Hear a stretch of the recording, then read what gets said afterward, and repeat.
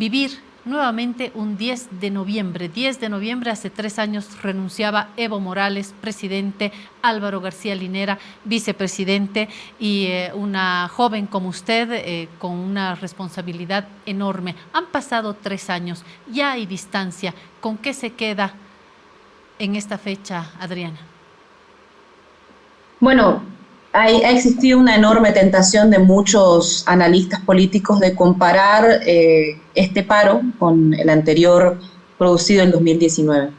Yo creo que sí hay una diferencia enorme y es que con este paro, al traspasar los 21 días, se instala en el país que lo que condujo a la desestabilización política no fue necesariamente solo la protesta ciudadana, porque han intentado maquillar el golpe de Estado como si hubiera sido una protesta de la gente, de la movilización callejera.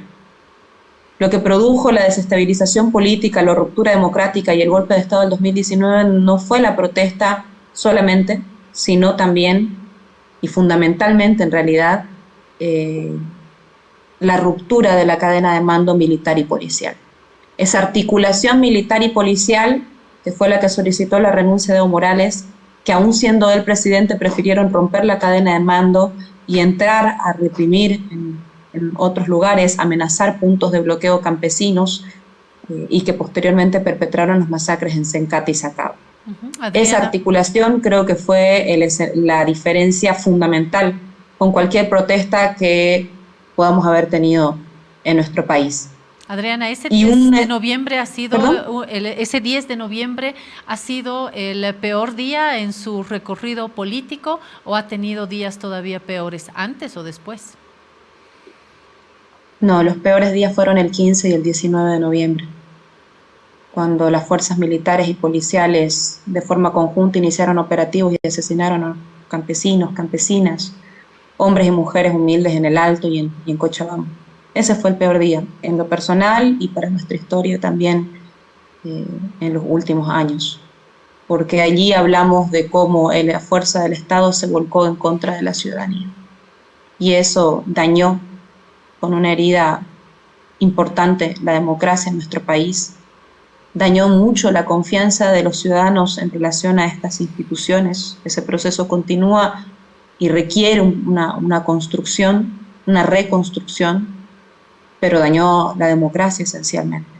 Lo peor fue cuando los intereses políticos pasaron por encima el principio fundamental que es la dignidad y la vida humana. Adriana. Y eso a ciertos actores políticos les conviene. El 2019, si usted podría también hacer una comparación, cómo se instrumentalizó la muerte para llevar a una escalada nacional. Después de las 2 muertes en el municipio de Montero, se las atribuyeron como si fueran muertes del bando de Luis Fernando Camacho, que no es así, pero después de las muertes de Montero, el señor Luis Fernando Camacho convocó un cabildo, pidió la renuncia, no solo del presidente, del vicepresidente, sino también de todos los niveles de gobierno. Se trasladó a la ciudad de La Paz y en la ciudad de La Paz organizó también y coordinó con miembros y elementos de las fuerzas militares y policiales el golpe de Estado. Entonces, yo quiero hacer énfasis en algo. Hay actores a los que les conviene la violencia. Hay liderazgos que se han construido en la violencia y saben que cosechan y cohesionan políticamente en esos escenarios. Creo que al resto de los actores, quienes están militando en algún partido político, quienes no, pero a quienes también nos importa la democracia, es nuestro deber renunciar a aquello. Adriana, después de ese momento de quiebre, de descalabro del país y por supuesto de descalabro del movimiento al socialismo también, vienen con varias prolongaciones en el tiempo las elecciones y vuelve el movimiento al socialismo, al poder central, vuelve Luis Arce y David Choquehuanca con más del 55%. Pero después de 2 años, estamos a 2 años de la presidencia de Luis Arce, estamos viendo cómo se están agarrando a puñetes, cómo hay una crisis del movimiento al socialismo que no solamente tiene que ver con una pelea que terminó en las manos, tiene que ver con ejes. Evo Morales, Luis Arce, David Choquehuanca y militancias que hoy están presentando preocupantes rajaduras para los masistas si es que el movimiento al socialismo pretende conservar el espíritu y la estructura que lo ha convertido en la fuerza más importante del país. La pregunta es obligatoria a quien estuvo en el poder con Evo Morales. ¿Qué está sucediendo en el movimiento al socialismo? ¿Cómo está mirando, interpretando? ¿Cuál es su ánimo político en estos momentos, Adriana? Mire, creo que es importante señalar que siempre pueden existir discrepancias en todas las fuerzas políticas, porque en un escenario de pluralidad es normal que existan las diferencias. Eso no debe ser sobredimensionado. Cómo se canalizan esas diferencias y cuál es el escenario democrático para la canalización de las diferencias, precisamente son las reuniones periódicas que puedan tener nuestros líderes del partido político, de nuestros movimientos sociales, nuestros líderes en función de gobierno también, presidente, vicepresidente. Y creo que esos son los escenarios en los cuales se deben canalizar las diferencias que puedan existir sobre temas concretos, pero también sobre temas estructurales. Yo creo que el golpe de Estado no fue solamente a la institucionalidad, no fue solamente al gobierno, fue al proceso, y cuando golpea al proceso también golpea al instrumento político que conduce las decisiones colectivas y que se convierte en herramienta de intermediación política de la sociedad, de sus organizaciones sociales, con las decisiones del Estado. Y cuando se golpea, por supuesto, al proceso, cuando se golpea al instrumento político, a sus organizaciones sociales, pues evidentemente existió un desbalance. Yo confío en que así como en 2019 tuvimos profundas diferencias en la bancada y se notaba, el problema es que nosotros, o por lo menos particularmente yo, que recibí ataques duros de mi propia bancada en su momento, ataques que pasaron al ámbito mediático y que yo decidí en lo particular no continuar, porque cuando me atacó la entonces presidenta del Senado, mintiendo en relación a mi participación en esos días del 2019, yo no le respondí en los medios de comunicación.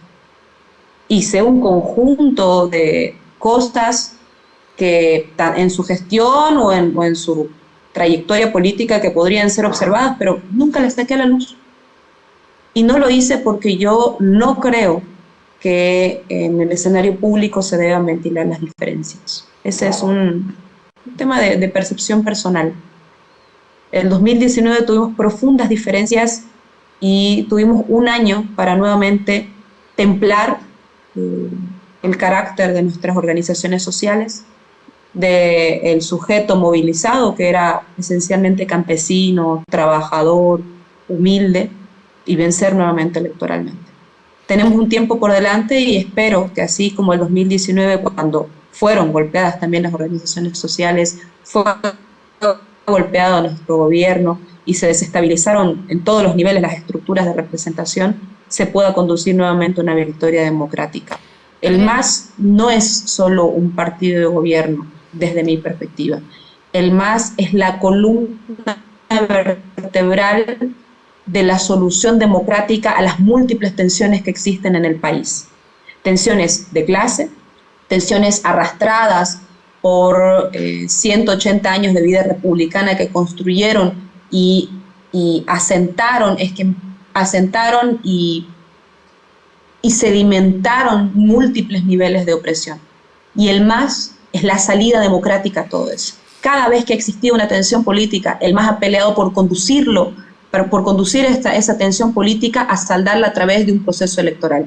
Recordará usted, a Evo Morales le plantearon, después de que ganó democráticamente con el 55% del 2005, le plantearon un referéndum revocatorio a través de los gobernadores de la Media Luna. Fueron a referéndum revocatorio. Evo Morales se ratificó con el 67%. Hizo una apuesta democrática en agosto del 2008. En septiembre del 2008 ya estaban tomando las instituciones en las gobernaciones de la Media Luna, en los departamentos de la Media Luna, Santa Cruz, Beni, Pando, Tarija, y terminó todo en la masacre de Porvenir en Pando. Cada vez que existía una tensión política, el MAS apostó por la democracia. Constitución política del Estado, 2009, la Constitución venció con el 64% en enero del 2009, el 25 de enero, si no me equivoco. Pasó eso y ya teníamos en las espaldas el conflicto del caso Rosa, una organización que se tejió con instrumentos militares para romper democráticamente, para ejercer e infundir terror y miedo en nuestro departamento y en nuestro país. Entonces, yo invito a que se evalúe siempre el carácter democrático. El 2020 suspendían las elecciones y nosotros peleábamos porque se fije de una vez la fecha de un proceso electoral.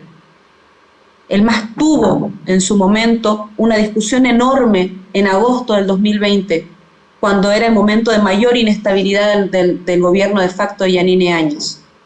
Las organizaciones movilizadas, y sin embargo en agosto del 2020 se impuso la racionalidad democrática dentro del movimiento al socialismo para buscar vencerla, no a través de la desestabilización política como hicieron ellos, sino democráticamente, y por eso Luis Arce ganó con el 55%. Adriana, entonces, ese es el comportamiento democrático del MAS que logra conducir a una salida democrática de las tensiones políticas, históricas y recientes que vive nuestro país.